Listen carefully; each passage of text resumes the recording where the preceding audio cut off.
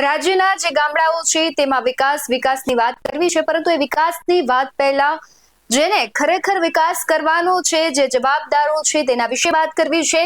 કારણ કે ગામડાઓમાં ગ્રામ સભા યોજવાની હોય છે અને એ ગ્રામ સભામાં લોકોને પણ પ્રશ્નો પૂછવાના હોય છે, જવાબદારોને જવાબ આપવાના હોય છે. પરંતુ આજ સુધી એક પણ એવું ગામડું નથી તમને દેખાવું કે જ્યાં ગ્રામ સભામાં ખૂબ મોટી સંખ્યામાં લોકો જોડાયા હોય. ખરેખર ગ્રામ સભા યોજવાની હોય, કઈ રીતના આખું કામકાજ હોય, લોકોને ખબર જ નથી. પરંતુ આમ આદમી પાર્ટીના ગોપાલ ઇટાલિયાએ એક વખત વિડીયો બનાવ્યો હતો, ગ્રામ સભા વિશે કહ્યું હતું કે કોને હાજર રહેવાનું હોય છે, કયા કામો કરવાના હોય છે, પ્રજાને શું કરવાનું હોય છે. ત્યારે વધુ એક વખત તેમનું ગ્રામ સભાને લઈને જ વિડીયો આવ્યો છે સામે, તેના વિશે જ આ વિડીયોમાં વાત કરવી છે. નમસ્કાર, BS9 TV ન્યૂઝમાં આપની સાથે હું ભગવતી વિશાવડિયા. આમ તો સૌથી વધુ લોકપ્રિય હાલ જે નેતા છે, ધારાસભ્ય છે, જે ગોપાલ ઇટાલિયા. ગોપાલ ઇટાલિયા સતત ચર્ચાઓમાં રહે છે. એ પછી ભ્રષ્ટાચારના મુદ્દાઓ હોય કે પછી અન્ય મુદ્દાઓ કેમ ન હોય. અત્યારે તો હાલ નવરાત્રી પણ ચાલી રહી છે, અલગ અલગ જગ્યાએ તેઓ જઈ રહ્યા છે અને ખાસ કરીને જે તેમની સભાઓ હોય છે તેમાં તેમના કટાક્ષ હોય છે, તેને લઈને પણ તે ચર્ચામાં રહેતા હોય છે. પરંતુ તેમણે એક વિડીયોના માધ્યમથી આગામી 2 તારીખે જે સભા યોજાવાની છે તેને લઈને લોકોને એક સંદેશો આપવો છે. શું કહી રહ્યા છે ગોપાલ ઇટાલિયા, તેના પર નજર કરીએ. નમસ્કાર મિત્રો, હું છું ગોપાલ ઇટાલિયા. આજે હું તમને એક મહત્વની માહિતી આપવા માટે આવ્યો છું. મારા હાથમાં ગુજરાત રાજ્યના વિકાસ કમિશનરની કચેરી દ્વારા કરવામાં આવેલા હુકમનો કાગળ છે. 22 સપ્ટેમ્બરના રોજ ગુજરાત રાજ્યના વિકાસ કમિશનરની કચેરી દ્વારા એક હુકમ કરવામાં આવ્યો છે કે ગુજરાત રાજ્યના તમામ ગામની ગ્રામ પંચાયતની અંદર 2 ઓક્ટોબર એટલે કે ગાંધી બાપુના જન્મ જયંતિ નિમિત્તે ગુજરાતની તમામ ગામડાની પંચાયતોમાં ગ્રામ સભાનું આયોજન કરવું. મિત્રો, આપણામાંથી અનેક લોકો, હજારો લોકો એવું માને છે, એવું બોલતા પણ હોય છે કે અમારા ગામનો વિકાસ નથી થયો, ગામમાં ગટર નથી, ગામમાં રોડ નથી, ગામમાં સફાઈ નથી, ગામમાં કેમેરા નથી, ગામના સ્મશાનમાં આ સુવિધા નથી, ગામમાં નદી છે તો એની ઉપર બ્રિજ નથી, વોકળું છે તો એના ઉપર પુલિયું નથી, ગામમાં આમ નથી, તેમ નથી, આંગણવાડી નથી, આંગણવાડીમાં પીવાના પાણીની વ્યવસ્થા નથી, શાળામાં ટોયલેટ નથી, દીકરીઓ માટેની વ્યવસ્થા નથી, આ નથી, તે નથી, હજારો વસ્તુ નથી.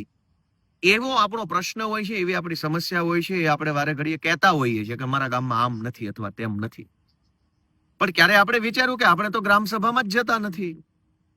જેમ ધારાસભ્યો બધા બેસીને નક્કી કરે એને ધારાસભા કહેવાય, સાંસદ સભ્યો બધા બેસીને દેશ માટે જે નિર્ણય કરે એને લોકસભા કહેવાય, એમ ગામના બધા સભ્યો બેસીને ગામ માટે નક્કી કરે એને ગ્રામ સભા કહેવાય.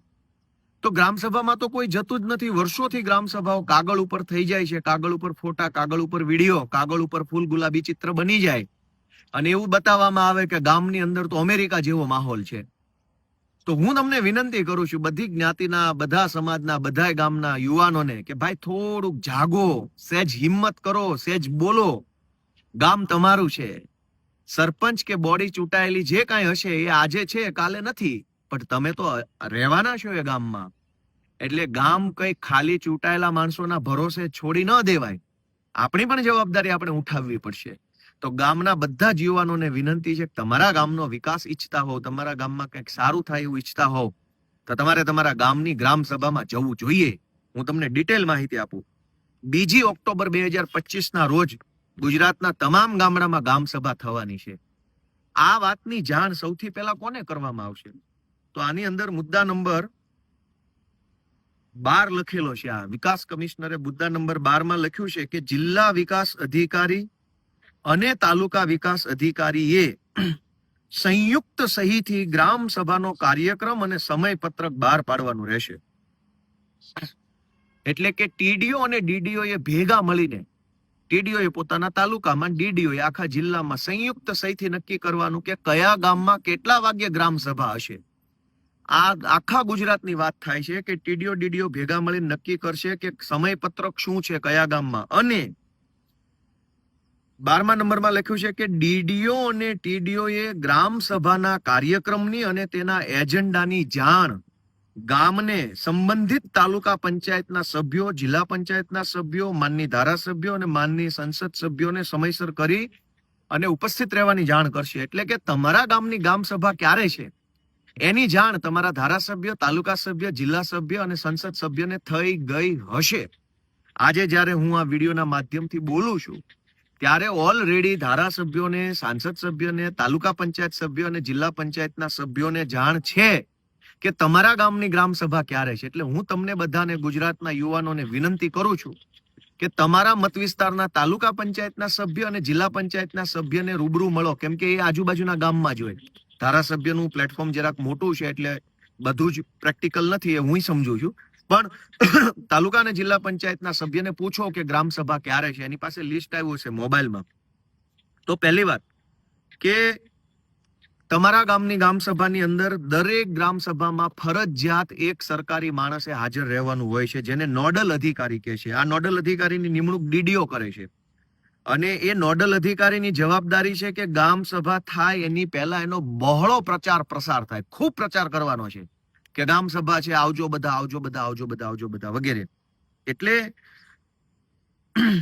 તાલુકા અને જિલ્લા કક્ષાના અધિકારીઓએ ભેગા મળી ગ્રામ સભાનો ખૂબ પ્રચાર કરવાનો છે. પણ એ લોકો પ્રચાર નહીં કરે, કેમ કે જો એ લોકો પ્રચાર કરે તો ભાજપના વિકાસનો ભાંડો ફૂટી જાય એમ છે. એટલે પ્રચાર કરવાની જવાબદારી હું સ્વયંભૂ મારા ઉપર લઉં છું. ગોપાલભાઈ ઇટાલિયા પ્રચાર કરે છે અને ગુજરાતભરના યુવાનોને જણાવે છે કે તમારા ગામની ગ્રામ સભા 2 તારીખે 2025 ઓક્ટોબર મહિનામાં રાખેલી છે. એટલે કે આવતી 2 તારીખે ગ્રામ સભા છે.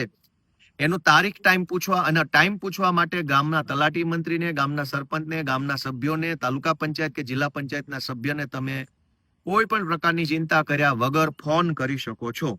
જે પ્રમાણે તેમણે કહ્યું કે ગ્રામ સભામાં લોકોએ પ્રશ્નો પૂછવાના હોય છે, ગ્રામજનોએ પોતાના ગામમાં કેટલું વિકાસ થયું છે, આગામી દિવસોમાં કેટલા કામ થવાના છે, બધા જ પ્રશ્નોને લઈને તેમના સરપંચ હોય કે જવાબદાર જે અધિકારીઓ હોય તેને પ્રશ્નો પૂછવાના હોય છે. પરંતુ વાસ્તવિકતા કંઈક અલગ છે. લોકોને ખરેખર ગ્રામ સભાનો આખો જે કોન્સેપ્ટ છે એ ખબર જ નથી હોતી. આખા કાગળ ઉપર છે તે ગ્રામ સભા યોજાઈ જતી હોય છે. ત્યારે તમને શું લાગી રહ્યું છે જે ગ્રામ સભાઓ છે તેને લઈને કમેન્ટ બોક્સમાં જરૂરથી જણાવજો. આવા જ વધુ અહેવાલો સાથે ફરી મળતા રહીશું. તમે અમારી YouTube ચેનલને સબસ્ક્રાઇબ કરવાનું, અમને Facebook અને Instagram પર ફોલો કરવાનું ભૂલશો નહીં. બાકી અવનવી અપડેટ્સ મેળવવા માટે જોતા રહો BS19 ન્યૂઝ. નમસ્કાર.